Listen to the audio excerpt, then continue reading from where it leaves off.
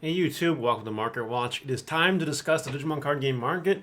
We're back on Mondays. We have no more Monday holiday stuff going on. So we're back to doing it on the Mondays and the Thursdays. And perhaps I will introduce a third day during the week. I am undecided as of this time, but every week I look over, and I'm weighing the pros and the cons. So for now, though, Mondays and Thursdays. That is the actual Market Watch day. That's the day where the Market Watches are. Mondays and Thursdays. That's it. So, with that, we have lots of exciting stuff to talk about here. We got a whole row of stuff here, and good information I think for you guys to be made aware of, at least for today. What do you guys think? Let me know in the comments, and of course, like and subscribe. Turn the notification bell on to smash potatoes. That way, you know when all these amazing Digimon videos go live. The Omnimon market, which we will start with, as per tradition. Man, oh god, I'm just going to do this every time now, aren't I? As per tradition, we are looking at the Omnimon market. Those work defeats are down a little bit since the previous day. And then this is even back up a little bit. Wow. Okay, that's it. That's the only real change there. Magna Ace lottery card is shot down to 90. There was one a couple weeks ago that sold at 106, but now the most recent sale is 92. And this is affecting the market, right? People are trying to get in where they think they can get in. Friendly reminder that people will be looking at this card for Nationals. People will be wanting this card for Nationals.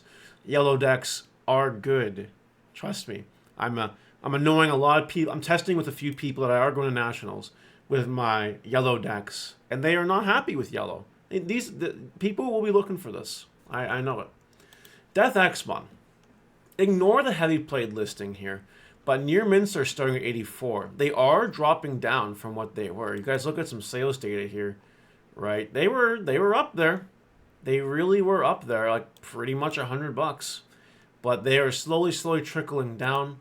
I don't know just how far down these go, so I would be very careful of this card. I want to remind everyone that with this card, it was a hype bubble that caused it to explode in the first place. And that hype bubble may have popped. Even though Nationals is not here yet. We've still got a few weeks for it. People, people might be staying away from this card. And that's a very good possibility. Not all decks play Death X-Mon, right? That is kind of how it is. Although, Anubis-Mon can bring it back for free. It's pretty crazy. Analog Youth has dipped just below $60. Just below 60. As you guys can see here, it's been selling well above 60 pretty much since the ban list. December 18th, right? Yeah, everyone knows. Now it's at 60. It is dropping down in price. This card is not on people's urgent need list. It really isn't. There are some decks that you need your analogs in, such as Lugamon. But it's not necessarily all this card yet. We still have other good purple cards legal for Nationals over here until March 1st. And then this card will probably see a little bit of a resurgence. So for now, I think you'll be able to get this card for a lot cheaper than 60 later. You probably sell it now if you want to. That's my opinion anyway. Magnamon Alternate Art has gone through a bit of another buyout. Last time we talked about the other ones. This time we're talking about this one. And it's almost gone too. 75 and 78 and 86 and 90 and yeah. Now, what's interesting is no one's bought one on TCG Player in 4 days. 5 days when you're seeing this. These are the last sales, right? So people aren't going to be going crazy for this card. It's not like this card is going to be good at Nationals. So that might affect people's decision-making processes to buy this card. I would sell it, though, if you have it. I would definitely sell it right now if I had any. Pre-sales, don't buy them. And pre-sales, don't buy them. Just stay away from them. Wait till the day they come out. It means nothing by buying them 3 weeks early. Gallantmon had a buyout. Again. Again it did. Again. Always happening with this card. Got 66. We got 76. We got $100. This card is just going crazy as this card is getting more and more hyped up because it's good. It's a good card. And speaking of Gallantmon being a card, we see here a bit of a stability. little bit of a balance. We have $28 basically Gallantmon with 29 listings. What that means is people are paying this price for it. It's actually coming down a little bit, technically speaking. That's because people listed them on the market. There were a lot less before. This is the new price for Gallantmon right now. There's not 3. There's 30 on the market. And when there's 30, it's going to take a little bit of time for people to go through them and whatever. So what I'm going to suggest is this. If you have a Gallantmon, you sell it, you wait for it to fall, you buy it back if you want it. If that's not worth it to you, then don't. It's only really worth it if you buy a lot of copies and plan on selling them and flipping them later, or whatever your situation is. Because this card isn't going to be moving a lot anymore. Could it drop down to 20? Could it hit $20? I think eventually it will. I don't know if nowadays it will, but eventually. I do say this card hitting 20. Now, if you want this, if you need this card for your deck, like if you really need a Gallantmon, if you need one of these dudes, and like you don't want to play the games, then don't play the games with this card. Don't play the games. Just keep your copy. You won't be missing much trying to play this investment or anything like that. Some people have listed more Greymons. It is no longer just $40. We have a couple cheap listings here. If you guys want the cheap listings, grab them before they're gone. That's my suggestion. Marcus. I didn't really notice this until I think it was the end of last week when I bought some for the store. This card is up there. And playing Marcus Vaccine, I know I believe it. I do. Even Shine Greymon, we're testing Shine Greymon.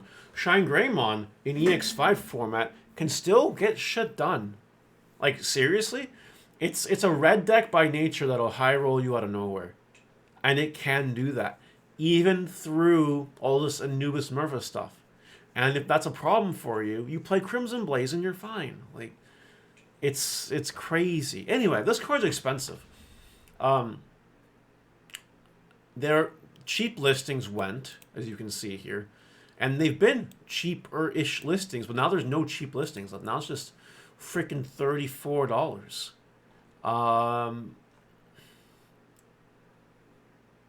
I think you sell. I think you sell it. If you have some to sell, you sell them. I think the hype on this card will wear off after Nationals. Something that's very interesting to me, though, and I was talking to my testing group about this, because they know their shit, obviously, or I would not have won 2 events on top of a whole bunch of other events.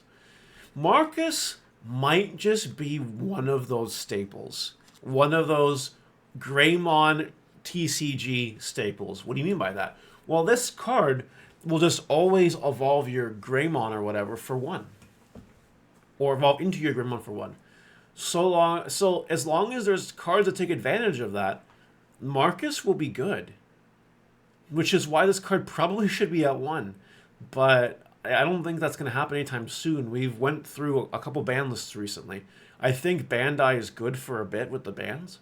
But like this card can turn any level 6 into ruin mode, right? As long as you're playing Greymons with yellow, you're like fine.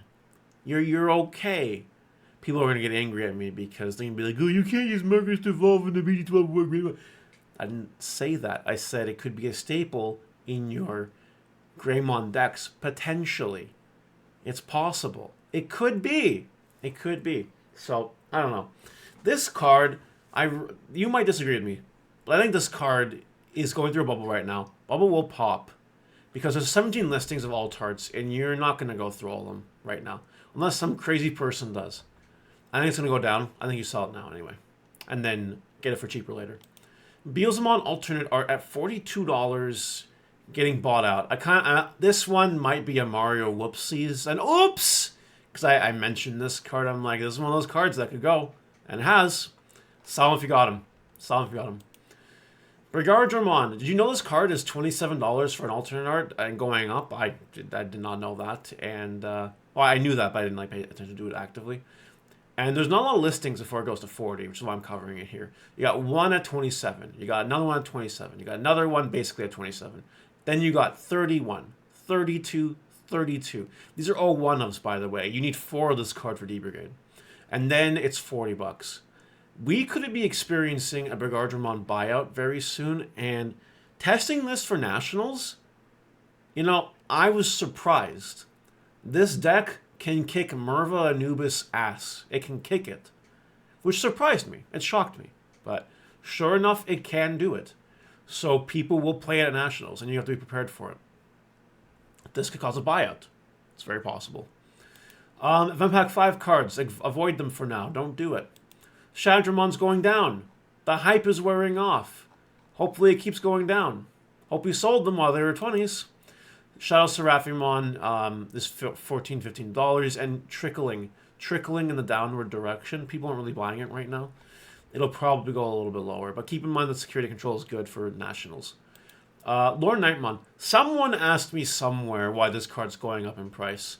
I think the answer is solely hype, mixed with hard-to-find Event Pack 1 cards. That's really it. But no one is really paying $60 per. They're not. They are not doing it. This one person did. This one person bought their playset.